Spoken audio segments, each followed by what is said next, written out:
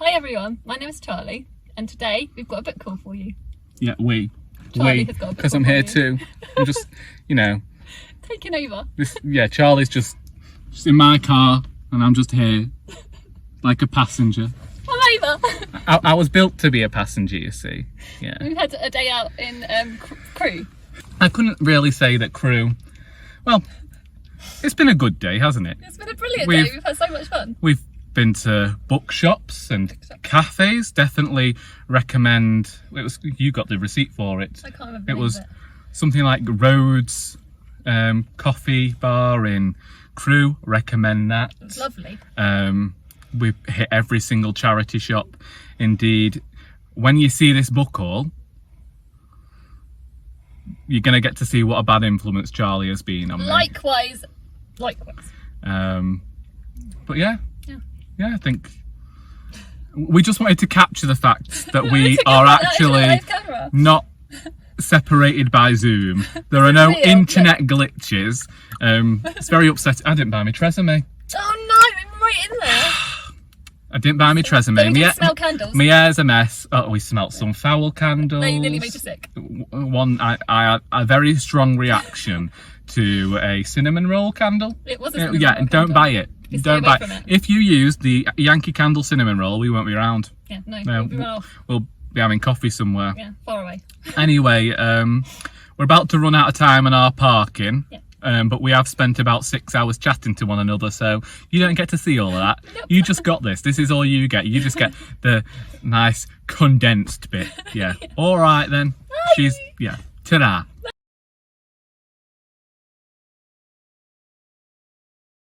I've now arrived home from a rather fantastic day with Charlie of Charlie Brook.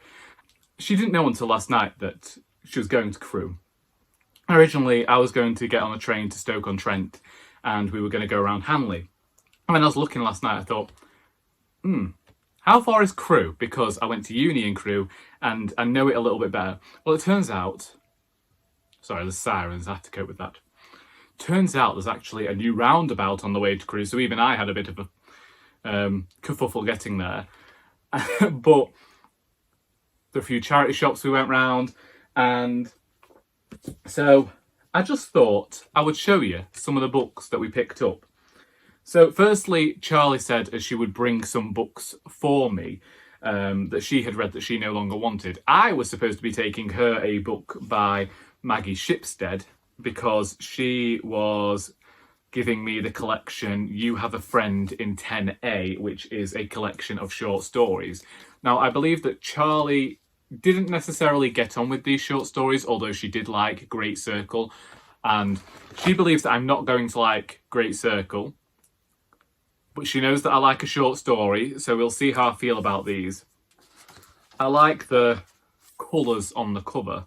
I actually prefer the end papers. If someone made a notebook with these end papers, I'd be very happy. Encompasses flight, travel adventure, identity, sexuality, family, the celebrity age, and in such beautiful writing. A masterpiece, says Nigella Lawson. Nigella Lawson can't even say microwave, so I don't know whether I'll trust her.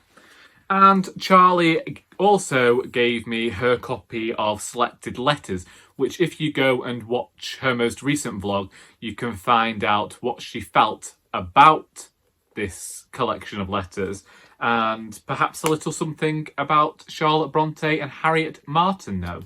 When we first arrived in Proulx, we decided to visit the YMCA shop. So most of these books from charity shops. We did a bit of a second-hand book perusal today, although we did pop into Waterstones. I'll get to that in a bit. And YMCA was doing 4 for £1 on books. And I saw Miss Pettigrew Lives for a Day by Winifred Watson, which is the Persephone Classics edition. And I have been wanting to read this book for years. I haven't seen the film yet, but this, for whatever reason, sounded like something that I would like. A story told over one day, charming, funny, light-hearted, came out in the year my grandmother was born, and is about a middle-aged governess. So I'm looking forward to this one, and also grateful to Charlie for letting me get one of the books so she could only have 3 out of the 4. And then we went to Waterstones, and I didn't get anything the first time round. So after Waterstones, which we were there for a while, Charlie got to experience Charlie in this Charlie over here. I go into Waterstones and I pick up books that I'm interested in, and then I think, well, do I have the time to read this? And as we get closer to the festive season, I think, well, could I get somebody else to get this for me? Is it going to end up in the Waterstone sale between Christmas and New Year? That sort of thing. And I inevitably end up leaving with nothing, which is what happened the first time we went in. After that, we went for coffee, and the next charity shop that we went into, I got Close Range, Wyoming Stories by Annie Proulx, and this one includes Brokeback Mountain. No, this says the YMCA on it. Did we went into two YMCA shops. There's two YMCA shops in Crewe, and this one, I think, was in the precinct. Yeah, that's what happened here. I visited two YMCAs, and at the second one, I got this. At least I think that's correct. I have it anyway, and short stories. I like a short story, and I've been interested in picking up Annie Proulx for a while. I didn't ever read Barkskins, even though I owned it and unhauled it. I didn't get very far into the shipping news. However, I'm wondering whether I like her short form fiction, whether perhaps now that I'm an older reader, I might be able to get on with her style of writing a bit better. And for £1, I thought it was worth a punt. Then we went into Sense. And, well, the books were all 75p in there. Firstly, I saw this book called The Quick by Lauren Owen. I had seen Lauren Owen's second book at Waterstones, and it was talking about it being this gothic tale. And Charlie and I agreed, for 75p, I should read the author's first book, and if I like the writing style, then I can go on to the next one. Shall we read the blurb together? You're about to discover the secrets of the Quick.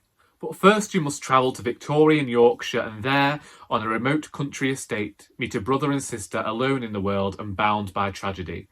In time you will enter the rooms of London's mysterious Egolius Club, a society of some of the richest, most powerful men in Cycle, England, and at some point, we cannot say when, these worlds will collide. It is then, and only then, that a new world emerges, one of romance, adventure, and the most delicious of horrors, and the secrets of the Quick are revealed. It says a gripping modern take on a classic gothic horror, and that's what I was hoping for. It looks like there are some diary entries in here. It's going to be a blend of... yeah. It seems to be a blend of journals and... 2014 this came out. I hadn't heard of it before, but... Then I have Death in the Clouds by Agatha Christie and Hickory, Dickory, Dock by Agatha Christie. These were both next to each other, 75p, and Hercule Poirot. Don't know which ones they are. I know that I've definitely seen an adaptation of this, and I don't know anything about Death in the Clouds other than the Doctor Who Unicorn and the Wasp story. Like picking up Agatha Christie's, because they were cheap, I thought 75p each, it would be £1 to reserve them at the library, and if I like them, then I keep them. If I don't like them, they go back to my charity shop and we sell them for £1. Next, we went into Deborah, and I saw A Fatal Crossing by Tom Hindle, which is a crime novel set on a boat in November 1924, and I've been interested in reading this one since I first heard about it, and I hadn't expected to see it in a charity shop so soon. So as soon as I saw this, I was like, I'm having that. And oh, Scotland Yard Inspector James Temple. I'm going to have to Google it. I wonder whether it's any relation to Paul Temple. It probably isn't. The Masters of the Crime genre, from Agatha Christie to Anthony Horowitz. I wouldn't call Anthony Horowitz a master anyway. Another mystery that I'm looking forward to.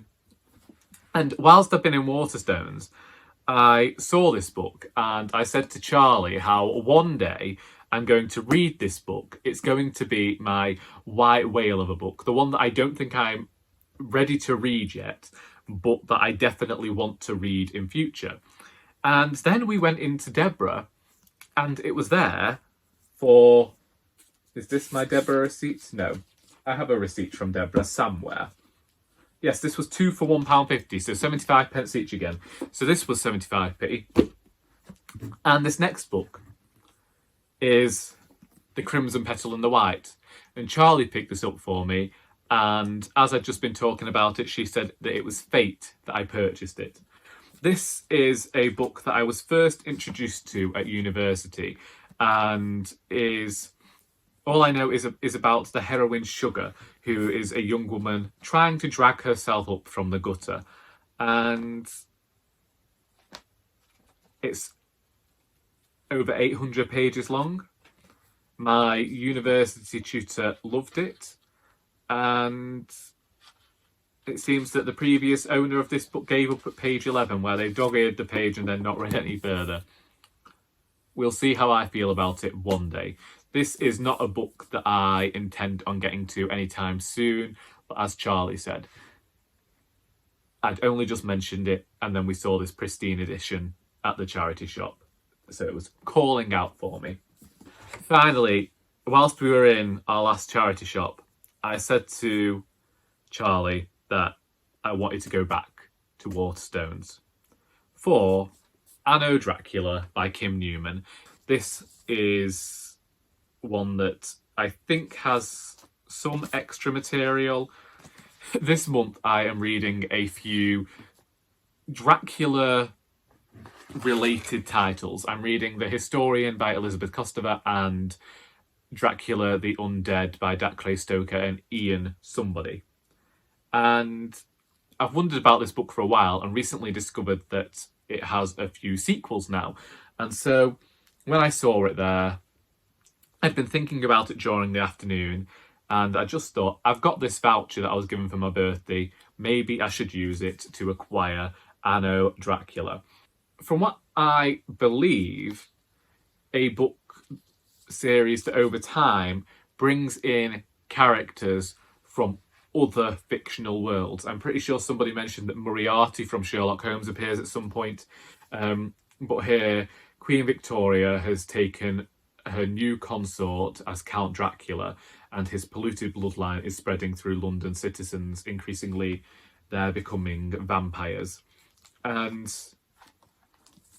it just seemed fitting after I enjoyed Dracula, I enjoyed Shadowplay, I'm currently enjoying The Historian, I'm looking forward to Dracula the Undead. Maybe I'm just one of these people who's going to enjoy the Dracula mythology. I don't know. Maybe I've fallen for it, but this book should have been $17.99. It was then $14.99, and I had a voucher, so it cost me nought. Which means today I have spent a grand total of £4.50 and acquired 10 books. And I think that's pretty good going. And yeah, thank you to Charlie for coming along with me. If you recommend that I prioritise any of these books over others, if you've read any of them and would like to share your thoughts, please feel free to do so in the comments. I hope that you have enjoyed this video, and until next time, that is all.